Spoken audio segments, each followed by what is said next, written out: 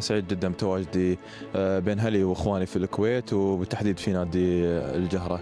اختيار نادي الجهرة نفس ما قلت سابقا جديتهم في المفاوضات وسبقوا الجميع في من خلال المفاوضات. يعني الكل نفس ما قلت، الكل يمكن كان منصدم من تواجد عبد الكريم في الدوري الكويتي. بالعكس انا ما اشوف صدمه، بالعكس لاعب محترف ممكن يتواجد في اي مكان في اي دوريات من دوريات العالم. لكن احب اشكر اداره ومجلس اداره نادي الجهرة على ثقتهم وجديتهم في التعاقد.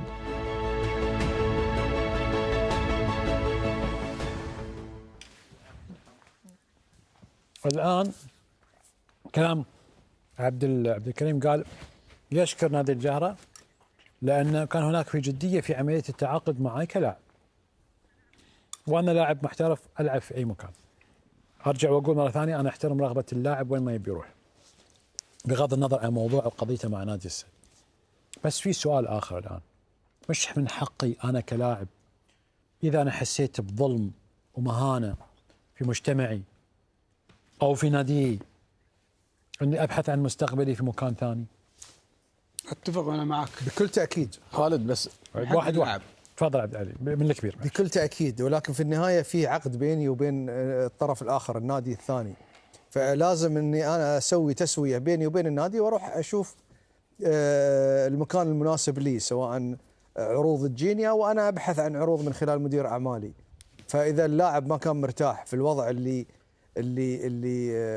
هو فيه، من حقه انه يبحث عن مكان اخر، ولكن في نفس الوقت لازم ناديه يكون حافظ حقوقه. يعني ما في نادي المتعاقد معاه اللي هو نادي السد.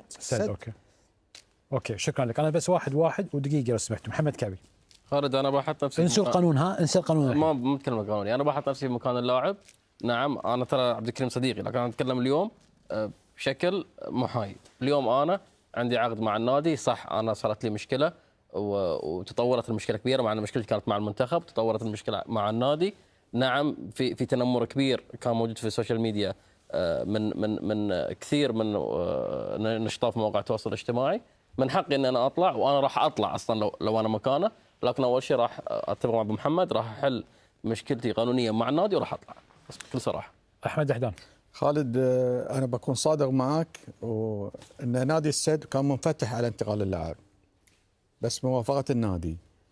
انا شخصيا جبت عرض لنادي عبد الكريم لنادي السد، ولكن العرض نفس ما قلت الريان عرض خارجي. ترى انا لو كنت مكان اللاعب بكلم وكيلي باي نادي السد، واقعد وياهم بحل الموضوع ودي. ما قدرت احل الموضوع ودي، انا اليوم لاعب قطري بيمثلني الاتحاد القطري لكرة القدم، انا خالد كوكيل لاعبين فسخت عقد ما يقارب 8 لعيبه من خلال الاتحاد القطري، سواء ما اخذت راتبي، عندي مشكله مع النادي، اتفق ويا النادي على ان اطلع اعاره وارجع.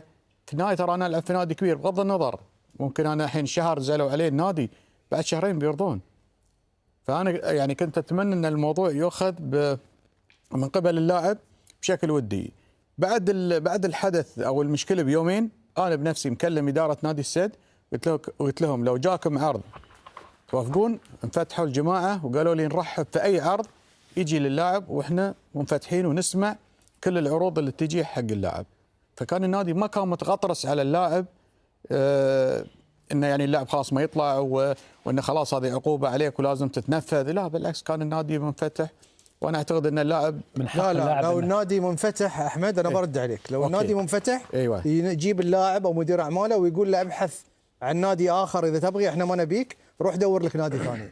وانت تجزم ابو محمد ان ما كلموا الوكيل، او الوكيل هو ما ركب سيارته وجي لا انا اقصد بدال البيان اللي طلع. اي اوكي ما اتفق وياه، واللي يضعف موقف السد. بس انا قلت لك ابو محمد بعدها بيومين انا كلمت شخص مسؤول في نادي السد وقال لي احنا منفتحين وجيب لنا عرض للاعب. يعني انا سؤالي مره ثانيه، من حق اللاعب الان انه يشوف نفسه ومستقبله ويلعب في نادي اخر ولا لا؟ في رايك الشخصي خلي الحين موضوع خالد انت تبيها من ناحيه قانونيه ولا لا انا قلت لك شخصي، خلاص قانون خلصنا، سكرت ملف شوف دائما اللاعب انه يهم انه يلعب كره قدم، فاكيد من حقه انه يعني اذا كان النادي ما يبغي انه ينتقل لنادي ثاني. شو يقول خالد؟ انا اقول من حق اي لاعب يطلع، لكن بالمواقف القانونيه.